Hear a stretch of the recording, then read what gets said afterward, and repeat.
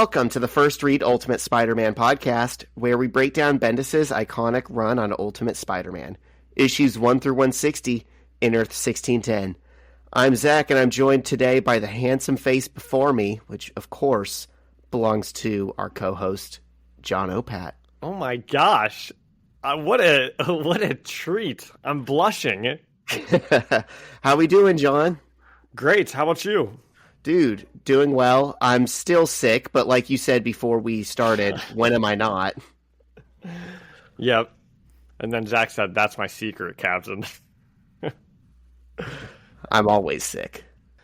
Zach and I have a new look for all the listeners today. This is a great episode for an audio medium right here.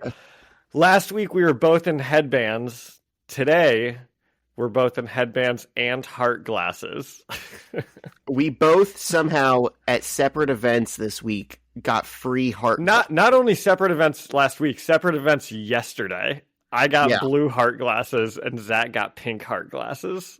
And they're very clearly like the same ones. It's whatever the cheap heart glasses probably are. And I like them. And I can't help but think that this is, can't think of the word, maybe you'll get it, of the fact that we're getting a new visual in our issues today also.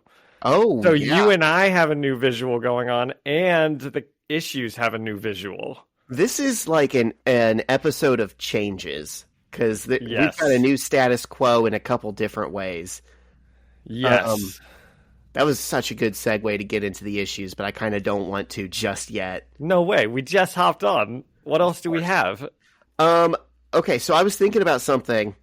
You put this brainworm in my head the last couple of episodes where you've been talking about like... Ooh, I didn't watch Eve of whatever. Sorry. I will. It is on my list. Okay, go on, I'm actually Zach. glad you haven't started Evangelion yet, because there's some things I need to warn you about. But first, so you were talking during Ultimatum about how Captain America's shield is cool because it's a defensive weapon, and you don't like him with a sword because that's an offensive weapon. And yes, the same way that the Doctor doesn't carry a weapon. He carries a screwdriver to fix things.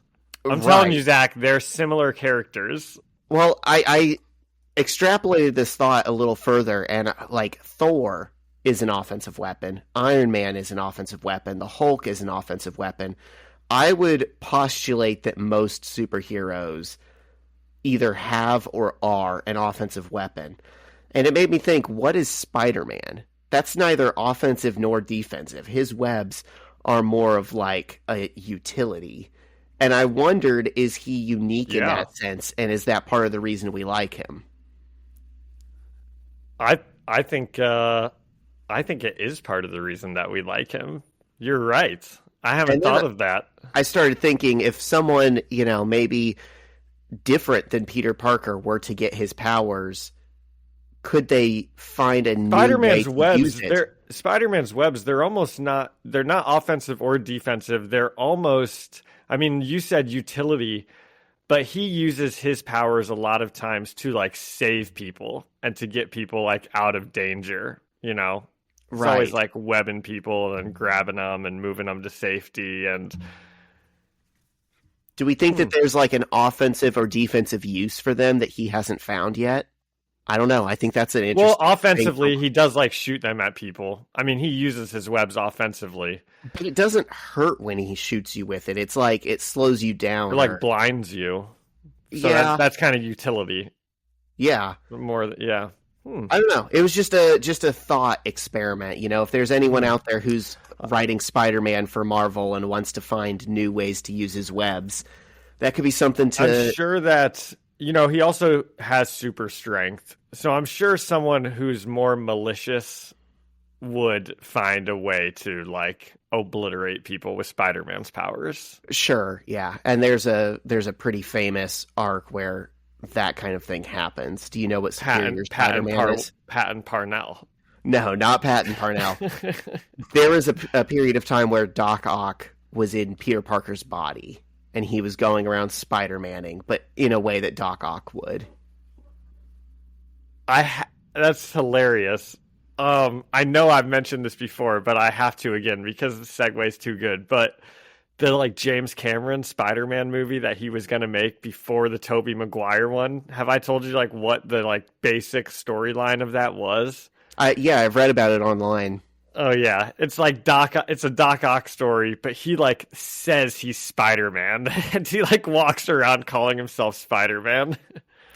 Yeah, there's some wild stuff in that movie. Have you seen the script of like there's a Doesn't seduction Peter scene? like wake up with goo all over, with like spider webs like all over him from a dream? I'm pretty sure. I don't know about that, but there's like a Okay. seduction scene on top of the Brooklyn Bridge where he's like walking around Mary Jane and he's like, spiders do this to attract their mate. And he's like clicking his hands or something as he's like encircling her, and it works. He like attracts a mate as a spider would.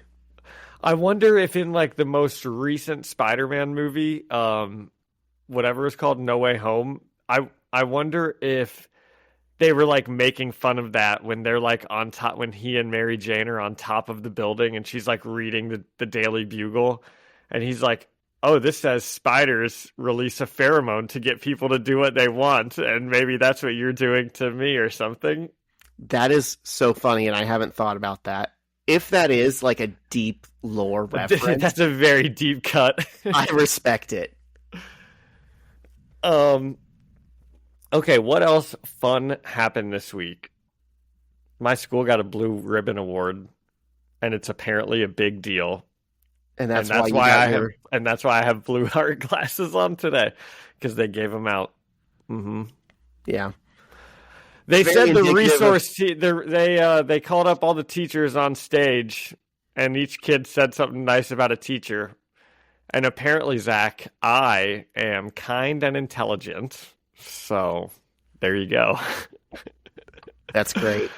Yep. Yeah, it's a high honor when your school, does so good that you get recognized and all the teachers get blue heart glasses. That's how you know you've made it. That's true. That's huge.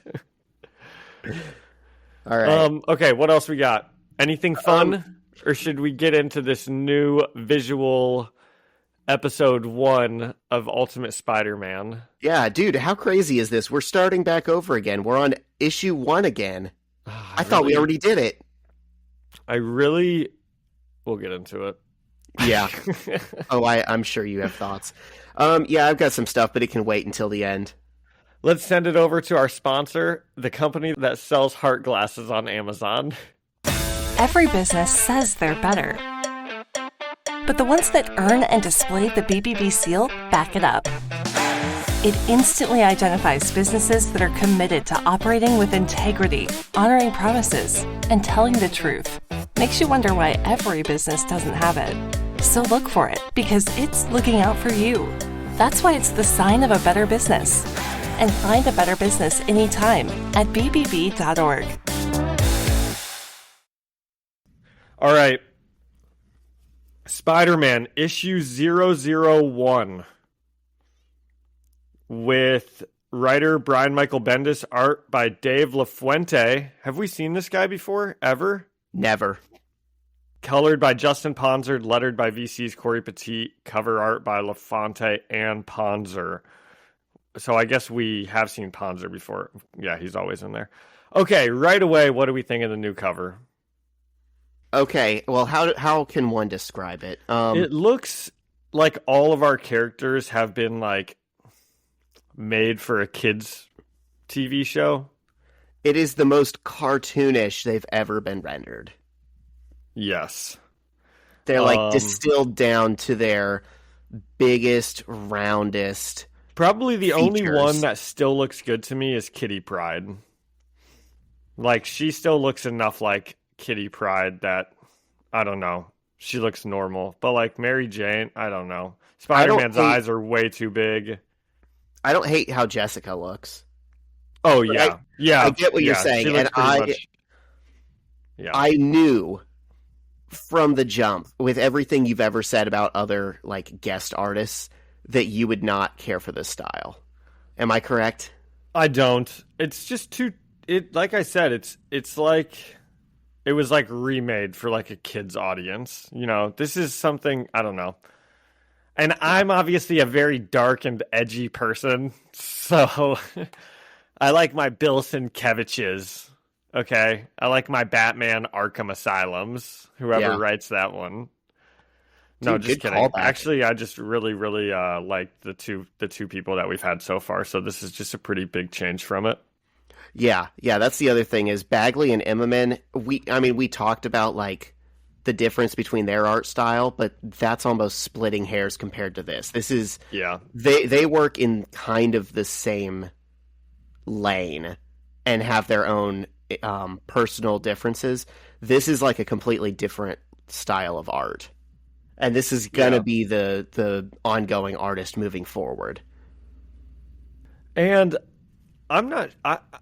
Did something happen with like Brian Michael Bendis also? Do we think that they like made him like like Reset. I guess kind of, yeah. Oh, Or we'll d- get or into did- that. Okay, okay. All right. 'Cause So I'm sure there are specific things that jogged that thought, and when we get to those, we're going to have a lot to say. yeah, okay. So we open on Peter Parker. He's got his thought monologue going, and he says, "My name is Peter Parker. I'm Spider-Man. I was bit by a one-of-a-kind spider, and now I have spider powers." And he's kind of thinking to himself, "I've saved the world. I've met heroes. I've met villains. And then I want you to look me in the eye, and I want you to tell me." And then he speaks for the first time. "Do you want fries with that?" And the shot pulls out, and we see that Peter is working at Burger Frog. What a swing and a miss. Oh, you didn't like that? I thought that was a pretty fun reveal. Dude, he should be at Corn Dog on a Stick. That would have been the best reveal. Yeah, I get it, but just the idea that he's introducing himself, he's running through everything that we've seen in the other series, and you think he's talking to someone important, and then his question is, "Do you want fries with that?" And he's working a fast food job. Yeah, no, I do like that. I just it needed to be Corn Dog on a Stick. It Right. needed to be. Well, I think there's a payoff for this frog place in a second. But I Okay. get what you're saying, because we've seen Corn Dog on a Stick so many times. Yeah. So Peter's talking to a little old lady. She kind of looks like Dolores Umbridge, aged up a little bit. And she says, it's actually a pretty funny conversation. She says, "What?" And he says, "Would you like fries with that?" "With what?" "Your order." "My order?" "The chicken sandwich. Would you like fries with that?" "What kind of fries?" And Peter just stares at her and says, "French fries." "What's in them?" "What's in what?" "The French fries." "Potatoes." "And what else?" Salt." And then the woman starts kind of getting angry, and she says, "Are you giving me lip, boy? I asked you what's in the I'd like to speak with your manager." And just then the manager is walking up, and the woman starts chewing Peter out. She says he was giving her lip, and he's like, and he can't even get a word out to explain. And she says, "I will not be spoken to in this manner," and blah, blah, blah, blah, blah. And the manager gives her a free coffee and an apple pie to appease her, and she walks away. And then here, let's do the very next scene, and then we'll talk about all this. And then the manager looks at Peter and says, "Peter," and he says, "I didn't do anything." And the manager tells him customer relations is the most important. And the manager still isn't letting Peter get a word out. And the manager says, "You're warned. There's 100 kids looking to take your job. And where's your hat?" And Peter says, "It gives me hat hair." And the manager tells him to put the hat on for health code reasons. And I'm sorry I'm like reading all this, but it's pretty funny. I'm glad you are. This is a good scene. And Peter says, "You don't have to wear a hat." And he says, "I'm the manager." And Peter says, "The food doesn't know that." And the manager says, "Put it on." And Peter has to put on a stupid frog hat before returning to his front station saying, "Can I help you?" And it's pretty funny, as I have said a couple of times. It really, really, boy, they've just captured what it's like to just work a job that you hate with people that you just can't stand, and a manager that's just a pain in the ass. So true. Peter has never been a more effective audience surrogate than right now. And the hat looks so dumb. It's like Kermit the Frog is like he's wearing Kermit the Frog's asshole. Like the legs are spread over his ears off to the side. It's just the most ridiculous thing. You don't have to. The manager saying the hat's for health code violations, and then saying I don't have to wear one because I'm the manager, and Peter saying the food doesn't know that is, man, you'd get fired for that if you said that to the wrong manager, because that's pretty funny and that's a pretty good one. And he's so right. And after all this talk of Peter giving someone lip, he finally did it. Yeah. And I love the little old woman because it's like, this was before the term Karen was in I know. the I was thinking the exact same thing. I was like, Karens weren't even like a thing yet. We knew what they were, but like, look at Bendis identifying it and giving it a voice. And God, I've seen those kind of people in restaurants before, and it's just every time it's like embarrassing. It's like, how do you exist in the real world? You don't know what French fries are. You're going to cause a scene when you're the idiot. Yeah, man, I love running into people like that where I get to be like, I can't believe I'm like meeting this person. It's like not even a movie. This is like a real life happening. Also, I like to think if I were in the line behind that, when the manager started like talking to Peter, I would definitely be like, dude, she was way out of line. Like he did nothing wrong. I am the kind of person who, when I see something like that happen and then the person walks away, I'll like go up to the fast food worker and be like, look, man, definitely. That is not on you at all. Don't even think about it. That person is having a bad day. I do not like confrontation enough to do it if the person is there. Like you just said, you're like, when they walk away, I'll say something. That's what I'd do also. I'd like never step in. I'm not Captain America. Okay. Okay. So then we get the like the credits page, and now we're into the actual issue. So we get a full-scale shot of New York City with Mary Jane Watson reporting the school news, and she says it's been 6 months since the disaster, but New York is finally reopened, and they don't have school today to celebrate. And this is a really awesome shot of the city.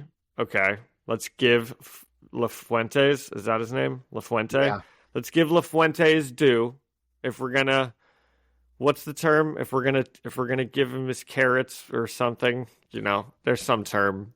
Anyway. Yeah, just because we don't like how he renders people, he's not a bad artist. I mean, he is a professional for a reason. This skyline looks roses great. And thorns. That's what I was thinking. If we're going to do the thorns, let's give him his roses too. Okay. Yeah, John, do you buy this that they completely fixed New York? Nope, in like definitely 6 months? not. Definitely not. And I was going to say something about it because in Ultimatum, Magneto tried to put the world back on its axis, and he said it didn't work, but the damage is done. And I don't buy that at all. If they wanted to go back to a perfect world with like no residual disasters, then they should have just had him put it back, I think he did put it back. He just said he can't undo what was done. No, he said he can't put the axis back, but the damage is done. Okay. I'm like pretty confident. If we want to take like a minute break, it's cool. Okay. At this point, I don't think the axis is the problem. I think it was just the... Well, I think that would like mess up like the tides like constantly, and it would probably mess up gravity quite a bit. Forever, I think. I don't know. Whatever. I don't know it's a comic. science, man. Yeah, me neither. I just don't buy... I'll ask the science teacher about it. The one who always wears the Midtown High shirt. 465 can't fix the same pothole for like 3 years, but here they just rebuilt New York City from scratch in 6 months. Just yesterday as I was driving down to go to this concert that I went to as I was driving down a road that's been under construction for like my entire life, I was thinking the Chinese would never let this happen. They'd have this done. God. They'd have this done in 2 weeks, man. Like, that's so funny you say terrible. That. I was watching a documentary this week about Chongqing, China, which is like a mega city. And 20 years ago, it was nothing. It was just like some houses and apartments. And you can see like the time lapse of them building the equivalent of like New York in this like mountain range. And they just did it seemingly overnight. And I'm like, how are we not Dude, it's insane. able to do that? It's insane. I mean, obviously, when I had this thought, I immediately came back to like hating capitalism, because that's pretty much where my head always goes with stuff. But it is because the goal for every single company is just to make money. It's not to like get the job done. Like, there's no construction company that's like, our goal is to do the best construction possible. The goal is to make money doing construction.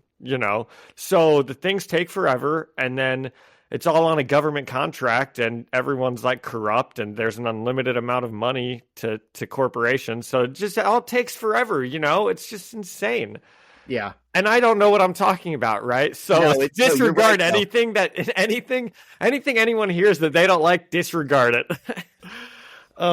Okay, so Zach and I both agree that no, New York would not be able to be rebuilt like this, but it has been, so it's fine. There's balloons, there's doves and seagulls flying. It looks nice. There's a giant Burger Frog blimp, which kind of gave me the thought. I'm like, is Burger Frog gonna be like a reoccurring like thing in this?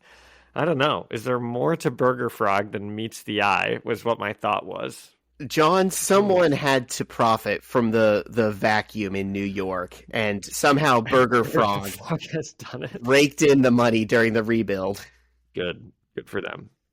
So there's celebration all over the city is the vibe, but then we turn the page and it's still the same New York City.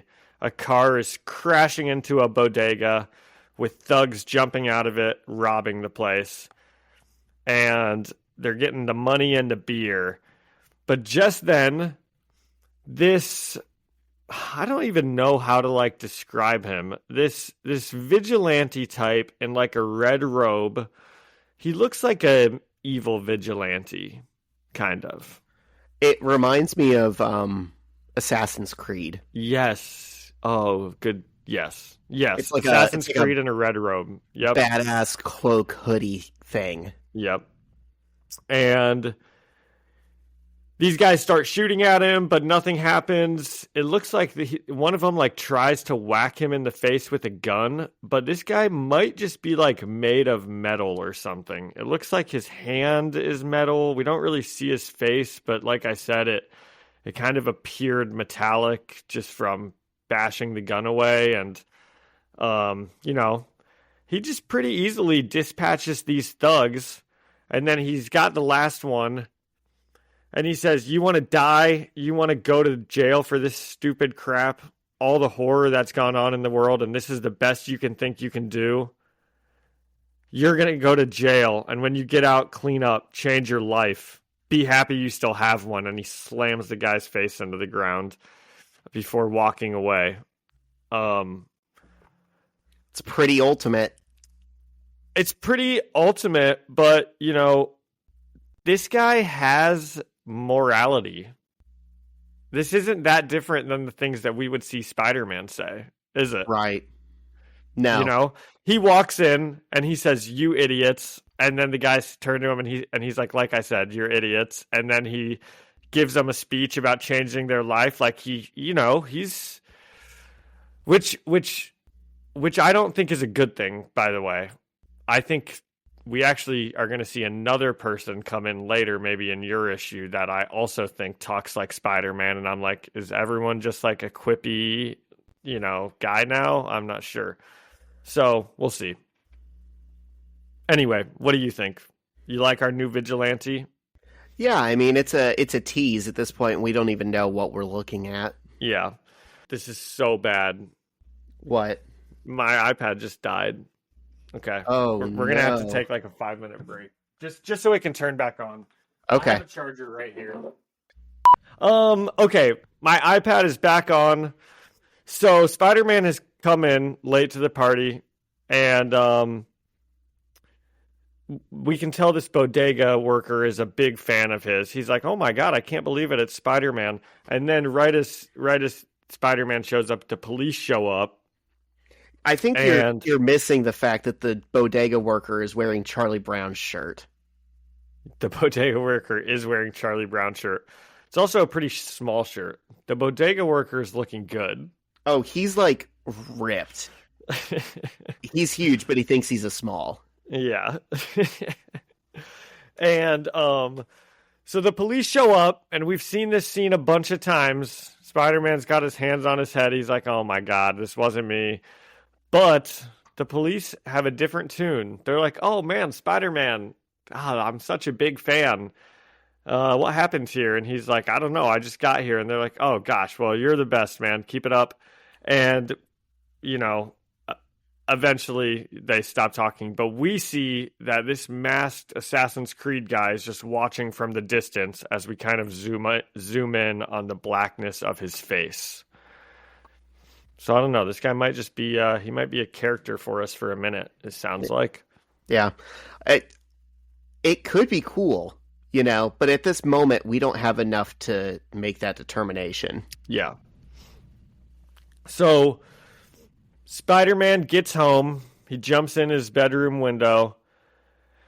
And he says, what a day. And then someone off panel says, you okay? And he says, how long have you been up here, with a smile on his face? And they say, since school. And they say, I like it here. I was doing my homework. And then the panel changes, and it's Gwen Stacy up there. Which isn't weird, because she lives with him. No, but it's a little weird. You could kind of tell, right? I think I could tell right away that, I don't know. I don't know. We'll see. We'll see. I mean, at first, did you kind of think he was probably talking to Mary Jane? Well, it's on the same page.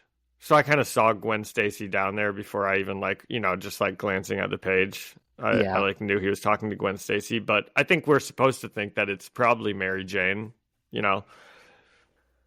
So they have a little banter, and she asks if he beat up any bad guys tonight, and Peter says, I couldn't find anything.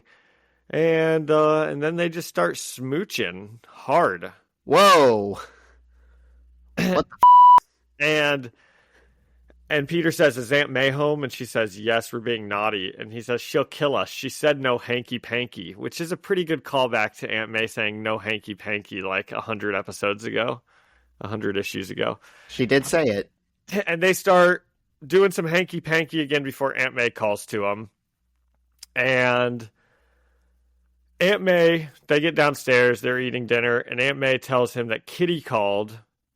And he says, for what? And Gwen says, probably because she wants to pretend like she's not still in love with you. And Peter's like, come on, she's not. We're all friends. It's nice to have friends.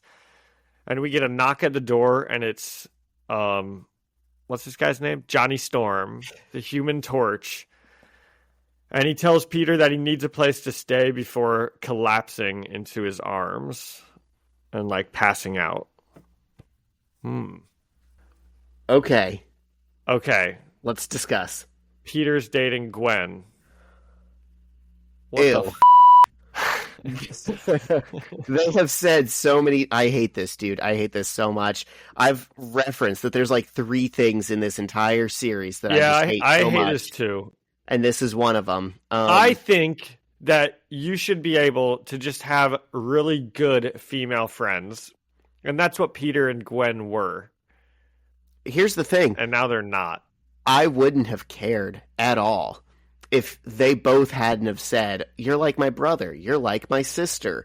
And he hadn't insisted to Mary Jane so many times, you don't need to feel threatened by her or anything. I don't like her like that.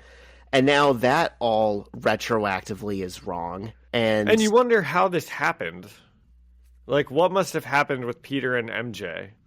Right, because they seemed like they were, left things off in a pretty good place. But, who knows, in the fallout of Ultimatum, what was said or done or anything. Who does know? Because they didn't tell us. Yeah. Because did we mention there was a 6-month time gap? We did. That's how they fixed the city. So we don't even know how new this relationship is. I mean, hell, this might be his longest girlfriend at this point. It's all very disorienting. Mm-hmm. So Also, later yeah. the book she's reading that she drops when they start macking is the Canterbury Tales, which again is Chaucer. I don't know what Bendis's thing was with Chaucer in like these couple of months, but he won't stop referencing Chaucer. And if I remembered what the Canterbury Tales were about, maybe I'd say that that has something to do with the story, but I don't. Well, that's what they pay us the big bucks for. So here, I'll try to figure it out really quickly. The Canterbury Tales bring together the clergy, the nobility, and the peasantry on a common pilgrimage to the shrine of St. Becket. The group decides to tell stories on their way to lighten the mood. These stories... Oh, so they're like a bunch of different stories. Yeah, that's kind of what I thought I remembered. I thought it was like an anthology. Okay. All right. So later that night... Oh, is there anything else? No. And then Johnny Storm shows up and passes out. Okay. Later that night, we hear two people talking in a building that's completely darkened except for one room. And we just see it from a distance. We can hear their conversations. And they're talking about how the Kingpin was able to get back to America. And it's because when everything flooded in New York, all of the evidence was destroyed. So you pay a couple people here and a couple people there. Bada bing, bada boom, he's back. And, boy, I love it. You know I love me some Kingpin. You know, I know. Can't wait to see what he does now. So he's kind of drawn like he is in the Spider-Verse movies, where he's just this bulk of mass with a little bald head. Yep. And as they're talking, we see the Kingpin walk up behind them. And they say, "It's so great you're back." And he cuts him off and says, "Give me the room."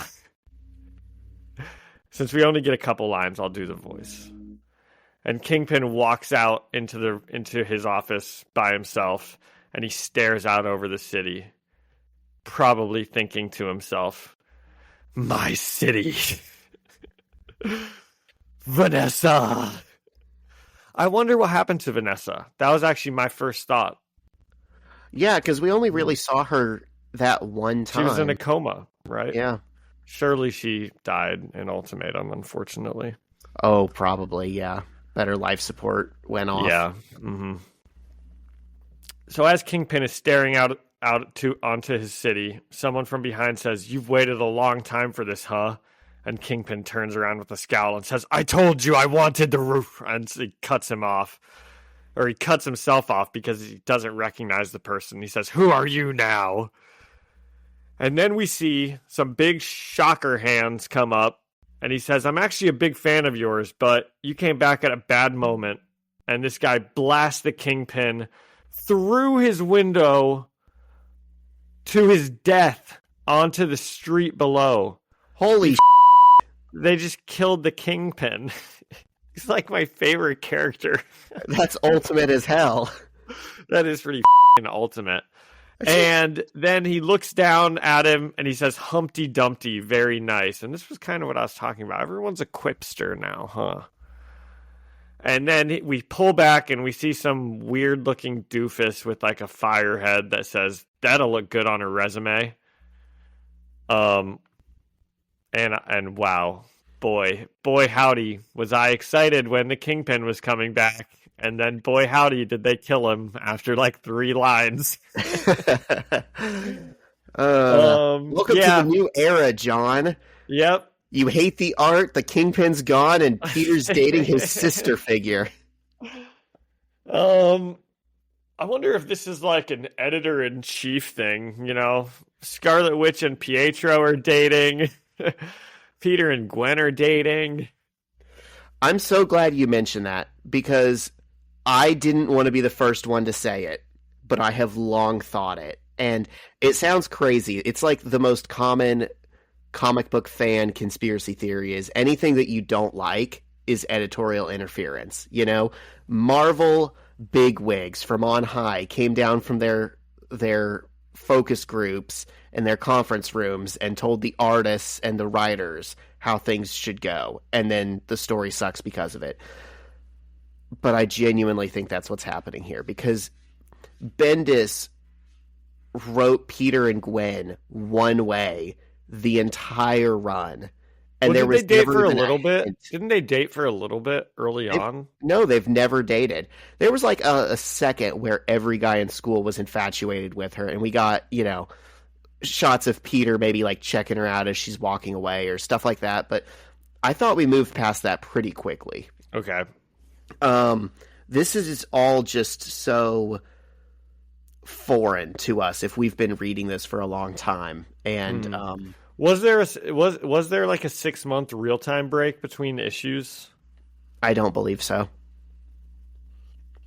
Um, that is something that I should be able to check, and let me check on that right now. I don't think either, because this says August 12th, 2009, and I'm pretty sure the last one was like, also 2009, but yeah, Ultimatum was in 2009. So, yeah. I guess there could have still been a 6-month break, but well, the entire event took place in 2009. It wasn't like 2008 and stretched into 2009. yeah. So I don't know. I mean, it's not like terrible. I think that we should give this 2 different rating scales. I do think that they have assassinated some of our characters, as you already mentioned, particularly with Gwen. And, that means we're not going to like what's happening with Mary Jane, probably. And then they literally assassinated Kingpin. But I don't think this is like terrible. I mean, it would be a fine just like story of the week with, or, a little 2-parter with these new vigilantes and whoever this new Shocker guy is.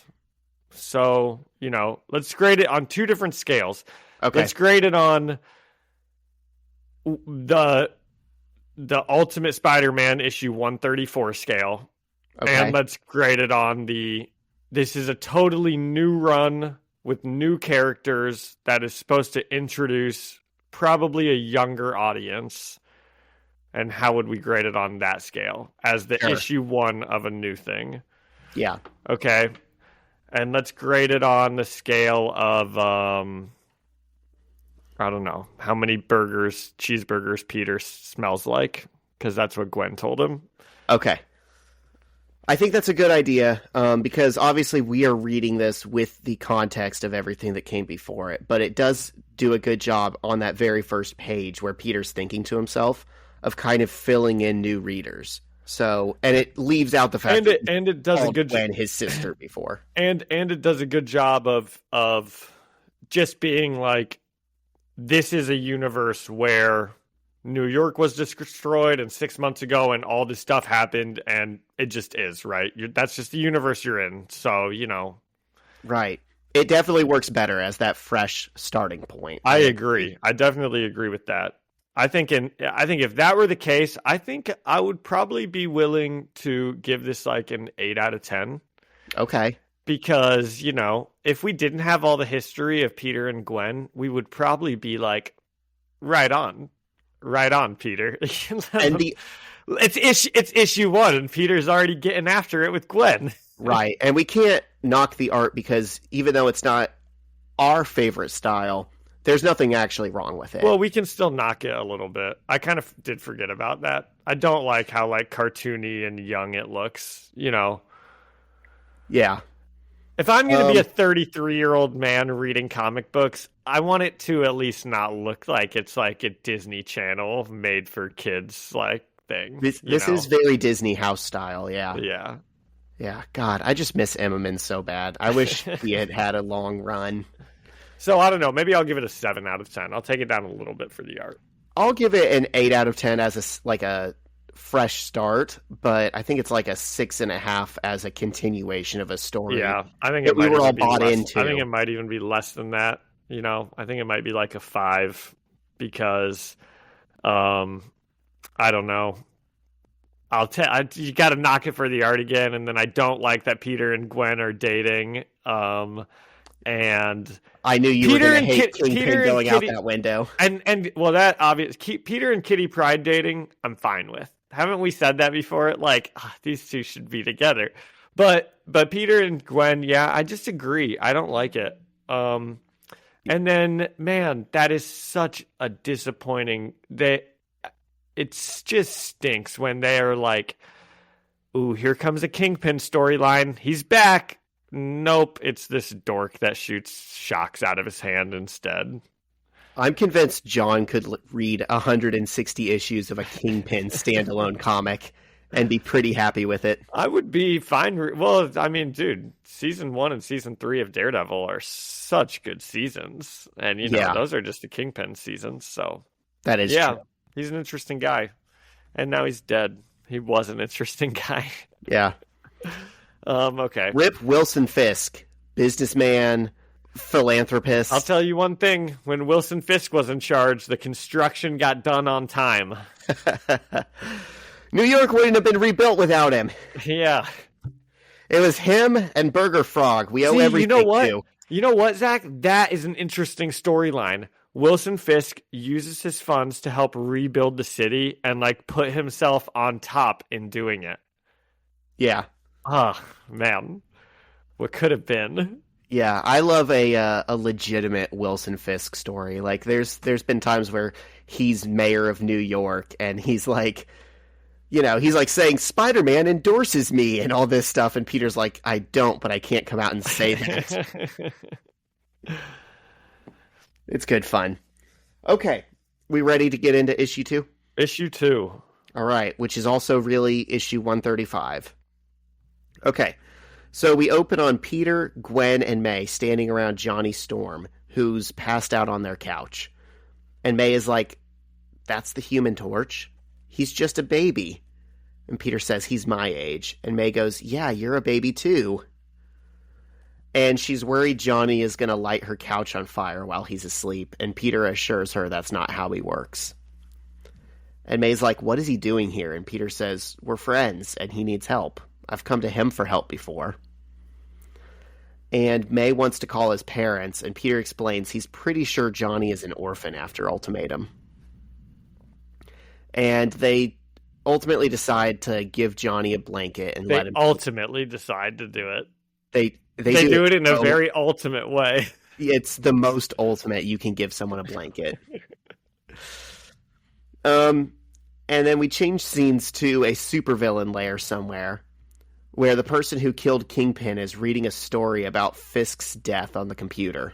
And John, I gotta do this. I'm so glad you're about to. I was going to also. I feel the need to read this entire page of what he's saying to himself, but I feel the need to do it in a Donald Trump impression. Okay, then I'm going to do my thing first, because that was not what I thought. I feel the need to read the news story that says Kingpin dead, and it says it's an apparent suicide. The man is going to have blast marks in his chest with a giant hole that he was flung through in his tower onto the street below. And the news is marking this as an apparent suicide?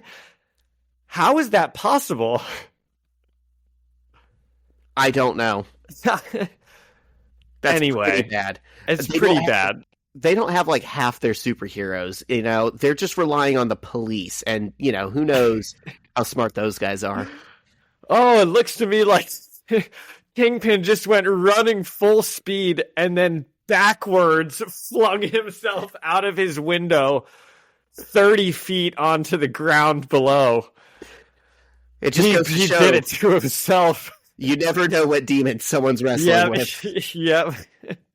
Okay. Are you going to read the very first pages on this? The very first two, or are you going to start when he starts his speech? Because I have something to say about the very first two panels. Is it the fact that it's a Beatles reference? It is the fact that it's a Beatles reference, and we are in our John Lennon sunglasses. Oh, I didn't put that part together. Yep. Yeah, it says, did you read the news today? Oh boy. They say a fat man fell and broke his everything. Which is of course from the song A Day in the Life, the Beatles.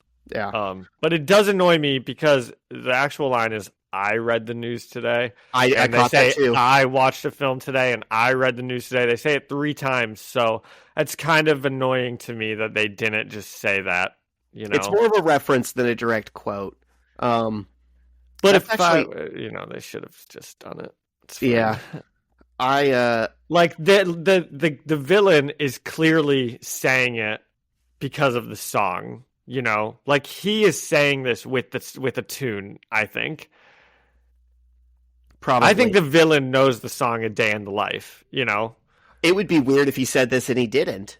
Yeah. So therefore he should say, I read the news today, especially since he's reading the news today. Yeah. Oh, but maybe he is talking to someone. We get some pull-out shots. Wow. That's fucking sus as hell. The camera pulls back a little bit and we see the whole room. Yeah. And it doesn't look like there's anyone else in there. But it does seem like he's talking to someone. He says some things. Okay, I'll let you do it. Sorry, those were the two things I had right away. The apparent suicide and the Beatles thing. Okay, I'm glad you did that. Now, the way he speaks, the cadence of this man is truly astounding. It sounds like a Trump speech. So I don't know that I have a Trump impression in my bag, but I'll see if I can do it. They got a Kingpin impression and a Trump impression on the same pod. Did you read the news today? Oh boy. They said a fat man fell down and broke his everything. That's my gift to you people of New York. You've been through enough already. You certainly don't have to put up with the fat again. No more Wilson Fisk. No more Kingpin of crime. You don't have to thank me. You could thank me, but you don't have to. That's actually perfect. You have no idea who I am or where I am. So sending me a gift basket would probably be more... I feel like I'm turning into Gilbert Gottfried. I'm slowly losing... I will say none of this sounds at all like Donald Trump. I know. I didn't practice at all before, but you get the idea. It's very, you know... It is. There's definitely. I didn't catch that when, but once you said that, there's definitely a lot of this that is, like, that's my gift to New York. That's it. It's a great gift. I got rid of the Kingpin. You don't have to send me a thank you, although you could. Yeah, you could thank me. You don't have to. I'm not asking for a thank you. It'd be nice to get one. Maybe people are saying I'm owed a thank you. He says, see, I used to be a lot like him. Not even that long ago. I wanted a little piece of the pie. My piece. Just a little piece. I wanted to boss around a couple of people dumb enough to let a guy like me boss them around. But after all we've been through, after we've literally seen the world rip itself in half, I realized I don't want a piece of it anymore. I want all of it. And then he just kind of keeps talking and, you know, capitalism bad, institutions bad, democracy bad. Yeah, he like Mysterio, and that's his like big reveal of who he is. Yeah, which we should have already known because we've technically seen him, but it's been a while. I was wondering if we had. Yeah, he was in the sex issue. Well, I'm sure I complained about how he looks because I hate that this is Mysterio. He looks like Hades in Hercules. Yeah. Okay.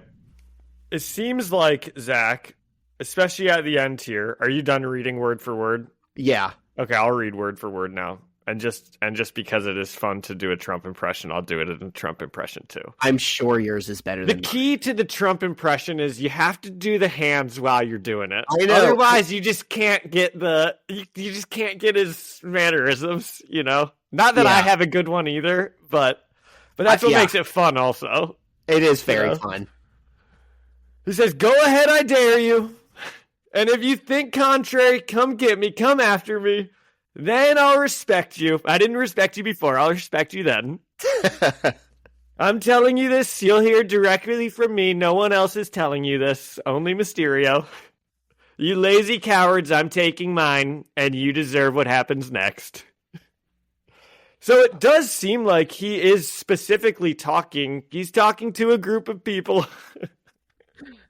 But we don't ever get any like confirmation that he actually is. Like he's like giving a speech to people, but it seems like he's talking to himself. So it's kind of weird.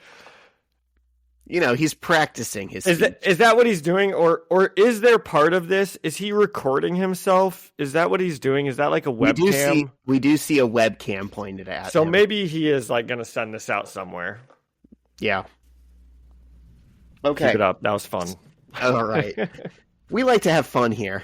Yeah. Okay, so we cut to a scene of Spider-Man drowning in endless water, surrounded by all the other heroes dead and chained up in the water. And we're like, oh no, what's this? Oh my god, this wasn't set up at all. I'm so confused. And then obviously, this was obviously a dream. He wakes up from a nightmare and doesn't really tell us much more other than like he still has trauma from Ultimatum. Well, I like that. I like that this is good. And part of me was like, these aren't the characters that died, but that's because he must still be going through it to where these are the characters that survived. So he still worries about their death. No, we see Thor did die, but we see Captain America, Mr. Fantastic, Iron Man, Tony Stark. It looks like we get Thing, Doctor Strange. These are Peter saw Doctor Strange die. I actually thought that was Tony Stark. So yeah, no, because we've got Iron Man. Yeah, and then maybe that is the Wasp also. Yeah. So yeah, I guess it's like half and half. I guess it's just a random smattering of heroes dead and alive. Mm-hmm. Okay. The next day at school, we see Kitty during lunch reading while she eats, and a flying Oreo hits her in the back of the head. And then another one comes, and it phases through her. And we hear people in the background say, "See, I told you," before a barrage of food starts flying through her head. And this is also a callback. Someone says, 2 points. And that's what very early on, like maybe issue 1, Flash and Kong had a point system for kicking Peter in the butt, or whatever they were doing to him, throwing food at him.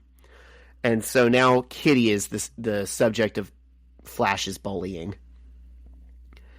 And the food that they're throwing is just going straight through her head because she's phasing.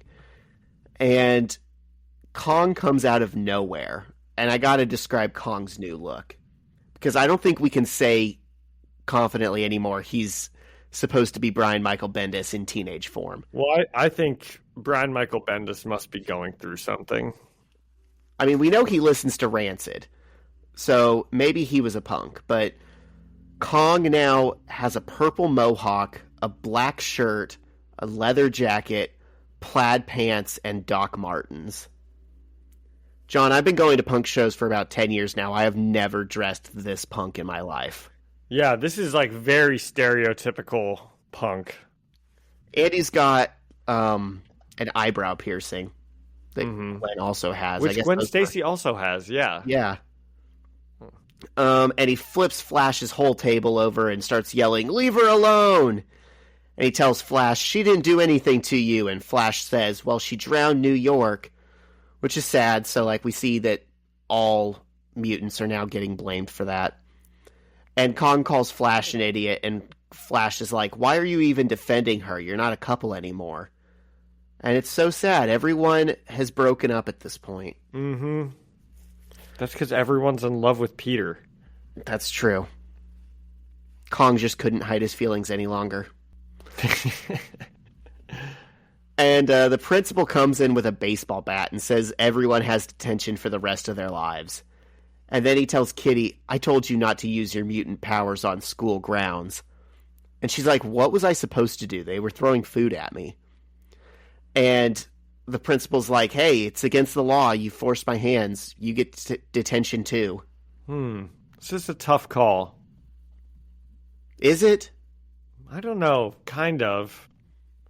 I am 1,000,000% Team Kitty this whole issue. I mean, of course it's wrong for anything to be happening to her, but from an administration standpoint,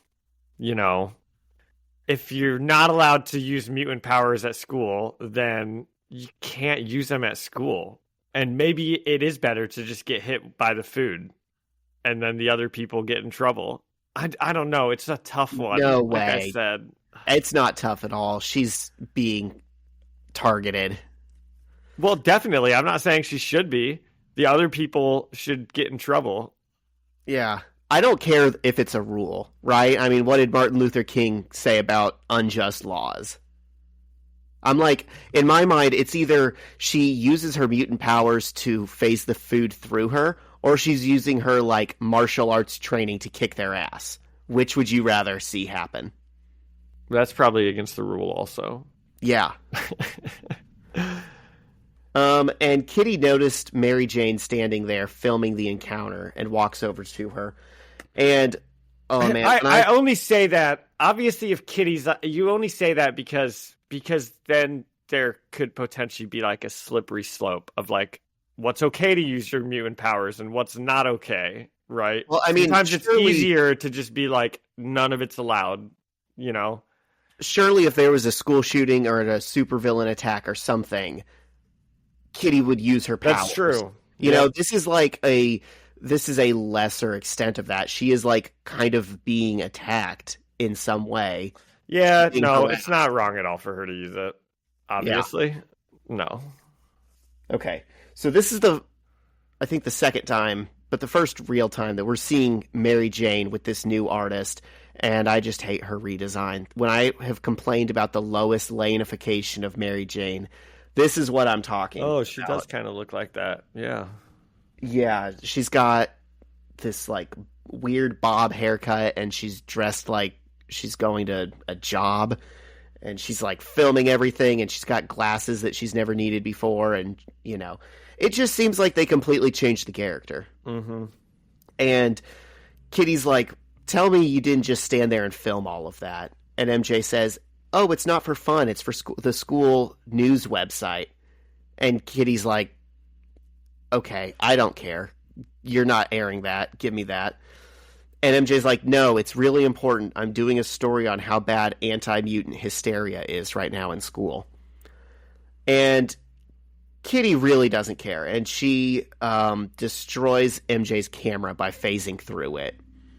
And Kitty's like, have your boyfriend buy you a new one. Oops. Oh, yeah, you don't have one anymore.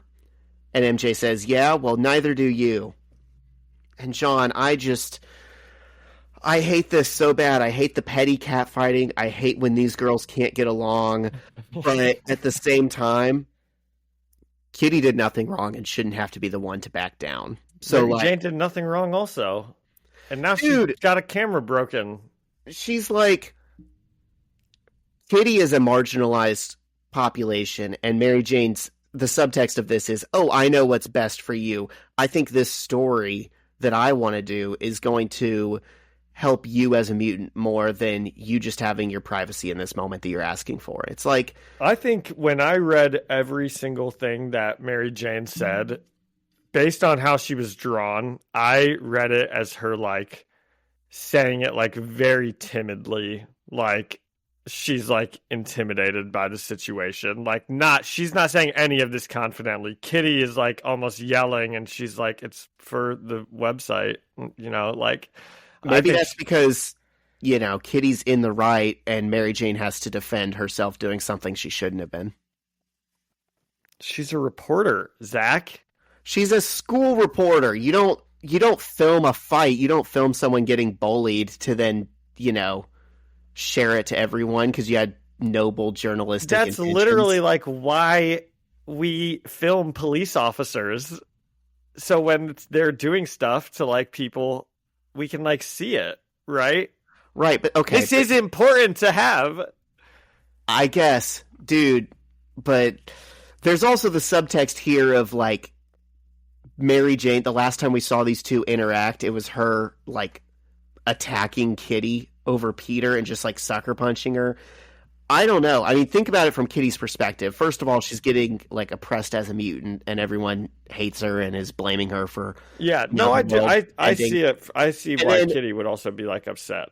This who stole her boyfriend, and then Kitty was super cool about it and super nice to both of them, and then attacked her Kitty over it, is now the one standing in the corner filming it, not doing anything. Like,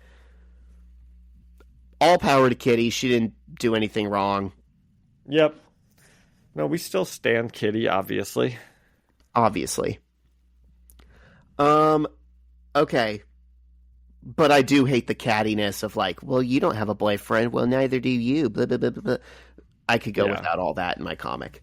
Yeah. And meanwhile, Peter and his new girlfriend Gwen are having a lovely picnic on the school roof. And he's even got a little rose in the vase for them and everything.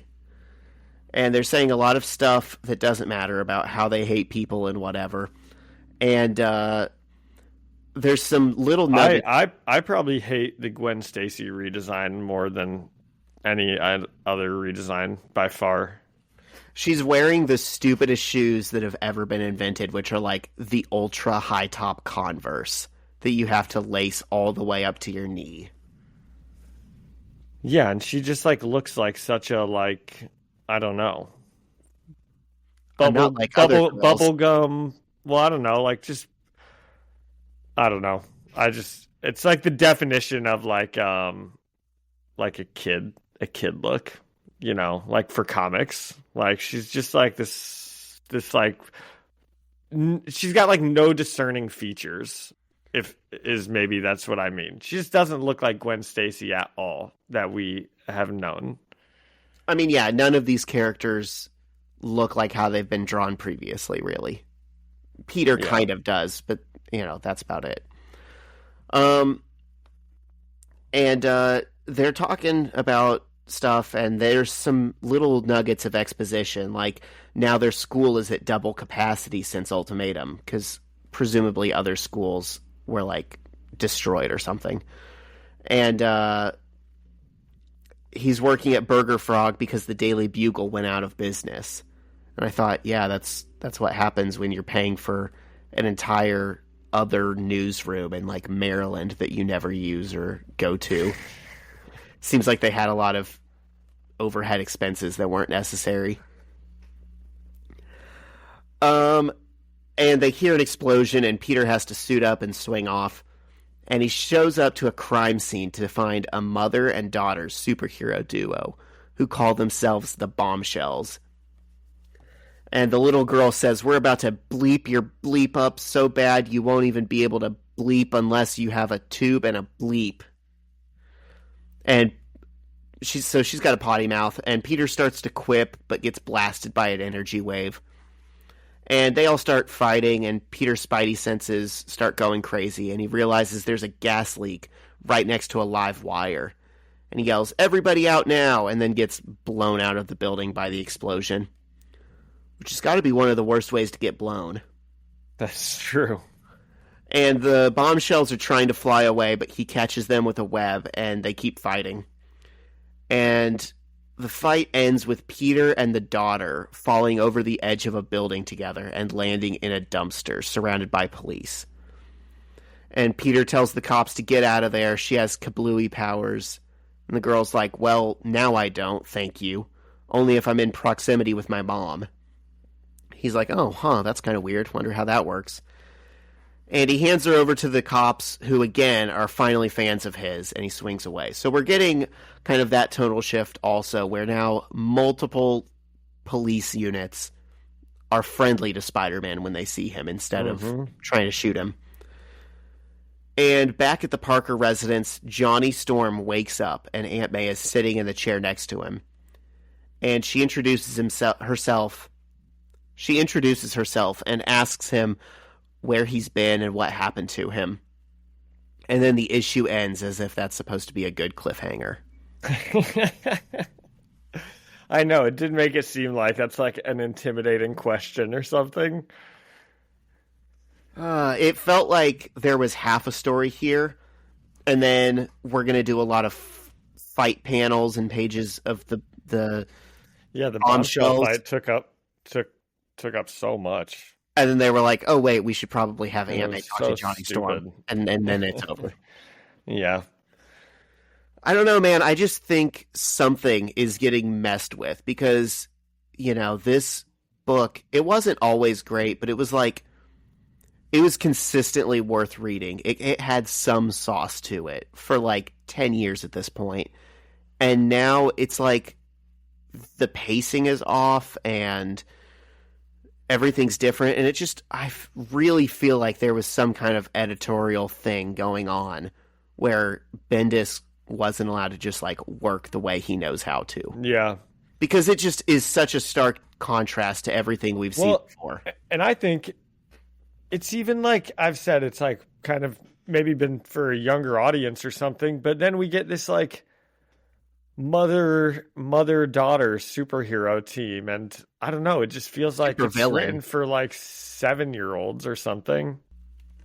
Yeah. I mean, I can remember, and not that this you would know this, but they got the girl's name wrong. I knew who this was, because I've read this before. And in the very first panel that they show up in, the mom calls the daughter Lori, and I'm like, that's not Lori, that's Lana. And I looked it up, and the mom's name is Lori. So they're like still even figuring out who these characters are going to be. Yeah. It seems kind of not planned out. You would hope that there was more intentionality with the second issue of a series you're trying to get people bought into.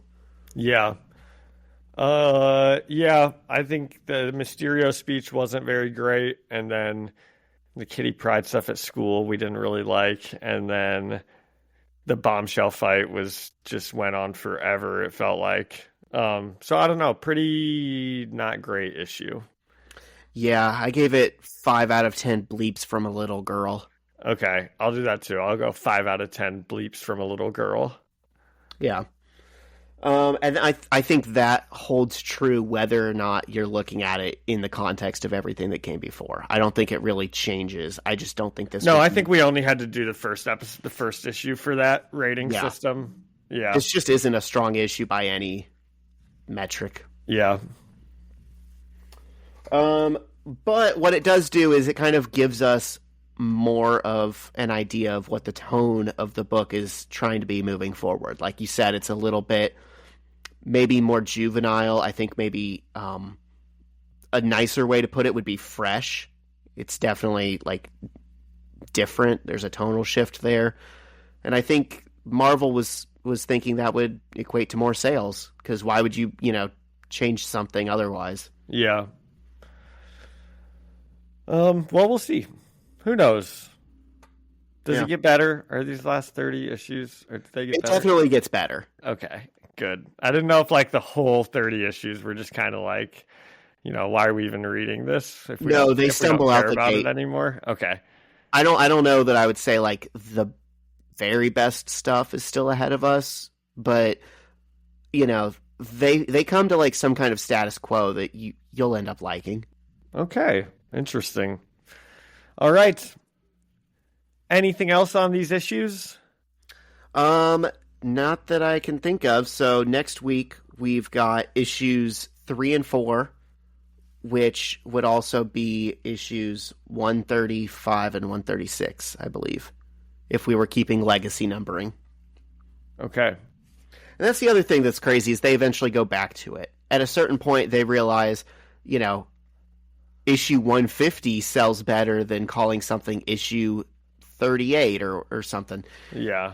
So they will go back to the old numbering, which is why I kind of want to keep track of it. Okay. Well, what else do you have?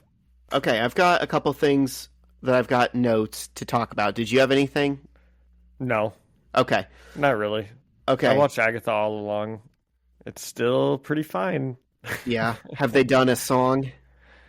Yes, they've done the same song twice, and I'm sure I suck, but I fast forwarded through it when I saw it was coming on again. I'm like, I don't care, just get to the thing. Well, that's good. I'm glad that's all right.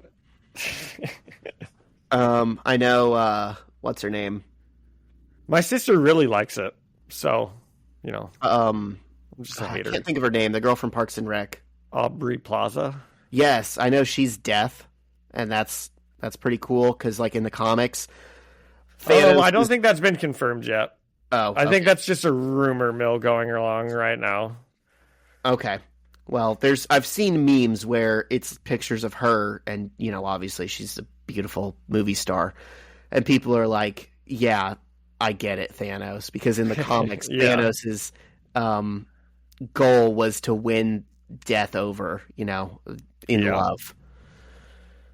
Have Isn't you that heard all of our goals in the end? to end up with Aubrey Plaza? Yeah, Yes. may we all be so lucky. Um, okay, have you heard about this thing that movie studios are starting to do, which is they're going to make fan committees to look through the scripts of movies to make sure there's not going to be anything that would like have huge blowback. What do you I think hate about that. You hate that? That's so dumb. Everyone else seems to hate that. And I guess I'm looking at it from a completely different perspective where Well, I we're just see gonna that. let fans make the movies now. Yeah, I mean people are like Well, isn't that joking. basically what they do? I mean, they're usually the directors or the screenwriters or something are like fans who care about it. Well, or they kind of understand what fan service is. I had a completely different take from the whole rest of the internet, which was maybe they'll, choose fans who actually say, we don't want just quippy one-liners. We don't want a bunch of nostalgia bait. We want you to actually put the work into making good stories and good characters. Like, if you can hire a director who has a really unique twist to put on something, then do that. If I were on one of those committees, that's what I would say. Yeah.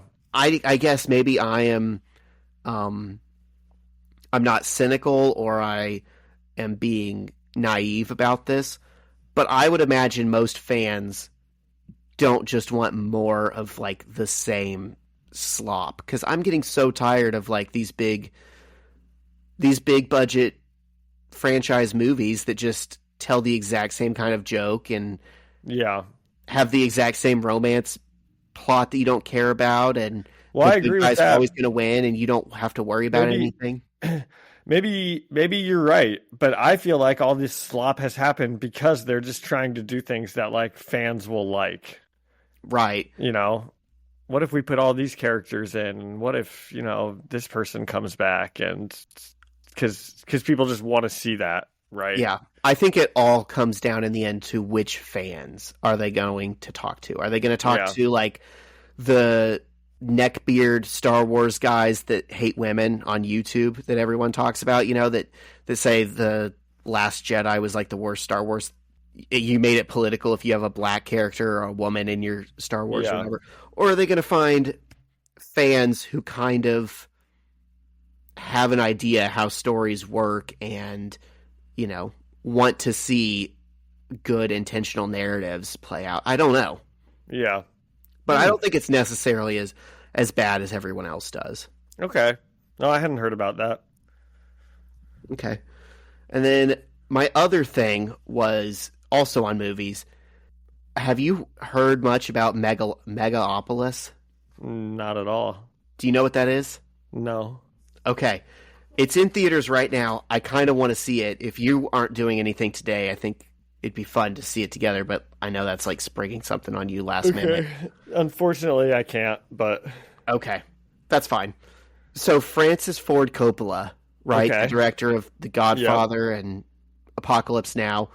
This is like a movie that he's been wanting to make for like 40 years. He started making drafts of it and like pitching it to studios like in the late 70s. And it just kept getting shelved. It kept getting, reworked. And then like in 2001, they were actually going to film it.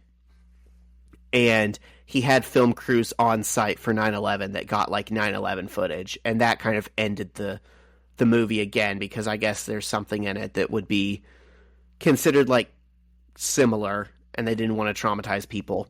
okay. And then they were going to work on it in 2019 or 2020 and the pandemic delayed it. And this has like been his professional goal for decades now, is he just wanted to make this movie. Oh, and- interesting. He finally made it, and it's been reworked however many times, and it's got a whole bunch of like big name actors. And then I guess they were just ad-libbing. I don't know how you work on a script for that long, but he had the actors like making things up on the set. And I guess it's like a movie about an architect having like a political fight with a mayor to build the city of the future. And I'm like, already, you got me. That movie might not be made for anyone else, but it's made for me. And it came out, and people have been hating it. They're saying it's really? like terrible and weird, but it's like supposed to be a pretty abstract movie. And they say, like, to its credit, if you are tired of all of these movies that feel like they were made around a boardroom table, this is not that. And so I am predicting, without having seen it, I think in another 10, 15 years, it'll be something of a cult classic just for being unique. And I kind of really want to see it. And I know I'm either going to love the movie because I like the movie and everyone else is wrong about it, or I'm going to have the time of my life just laughing at a bad movie. But I'm really excited about So are you going to go see it today? I might see it today. Okay, yeah, nice. Sure. Yeah, let me know how it is. Okay. Yeah, I'll have to talk about that next week. Definitely. If I do go see it. Definitely. I love controversial things, John. There's nothing worse than, like, I don't know, Fast and Furious 19 coming out and being exactly what you expect. I want to be shocked. Yeah. Okay. Spider-Man trivia? Is it Spider-Man trivia time? Ding. Ding. It can. I kind of forgot we did that still. We skipped it last week. We did. All right. Okay, now we're in questions about Andrew Garfield's Spider-Man. Okay. Which of his 2 Spidey films did better at the box office? Amazing Spider-Man #2. It was 1. Oh, darn it. Yeah. Thought maybe they roped everyone in with good trailers and then disappointed them all. What time is on the clock when Gwen Stacy dies in The Amazing Spider-Man 2? How the is it midnight exactly? No, I didn't know this, but this is nice. It's at 1:21, which is a reference to the fact that she died in issue 121. Oh my gosh. Mark Webb, you've done it again. Okay. How long had Andrew Garfield known Emma Stone when she was cast as Gwen Stacy? How the would I get this question? Dude, this trivia book is kind of a flop. Some of these are stinkers. Well, the last one was good. You know, it's a good little piece of trivia. I don't know, 6 months. They had never met, but they had amazing chemistry. That's like what I actually assumed, was they just met on the set. But I'm like, why would they be asking this question? I figure that's true of most coaches. Yeah. Okay. Well, shoot, I went 0 for 3 today. That doesn't usually happen. Yeah, they were dumb questions. We can blame the questions. Yeah. Okay. Yep. So, did you want to say anything, or can I talk about Evangelion?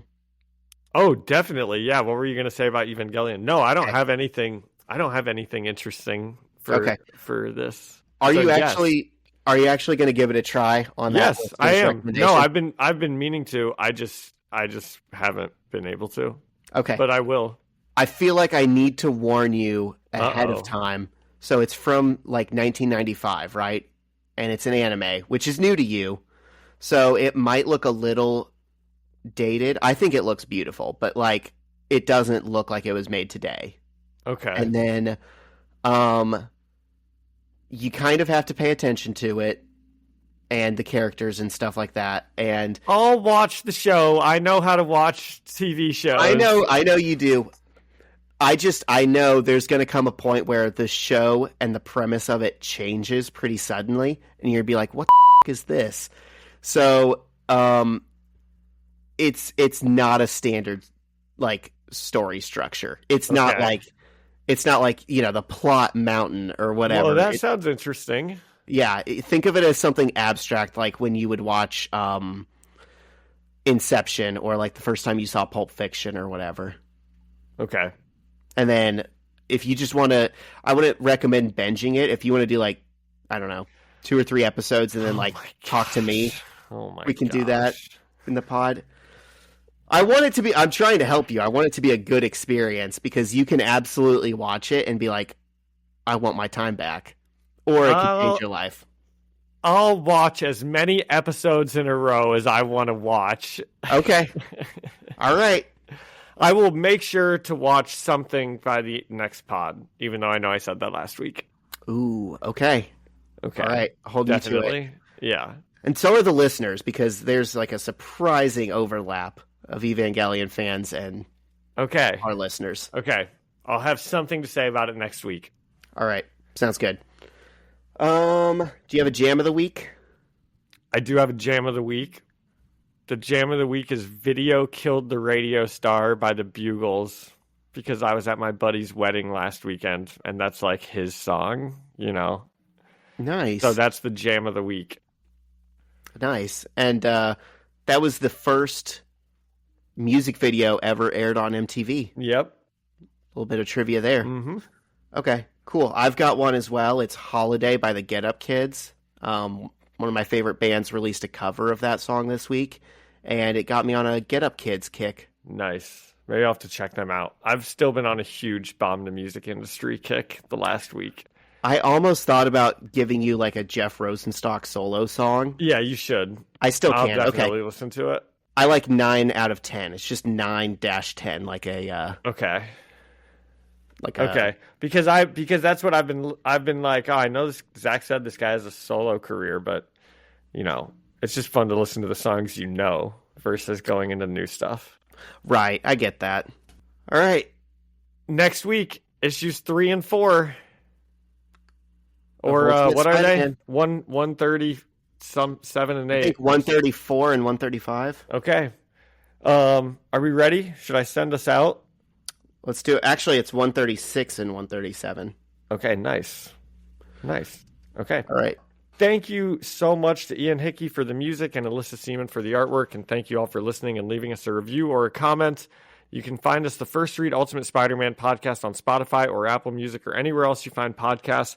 And you can come and chat with us and leave us a comment on Instagram at First Read Podcast. Send us an email at firstreadspidey@gmail.com or find us on YouTube, First Read Ultimate Spider-Man Podcast. See you next week. See ya.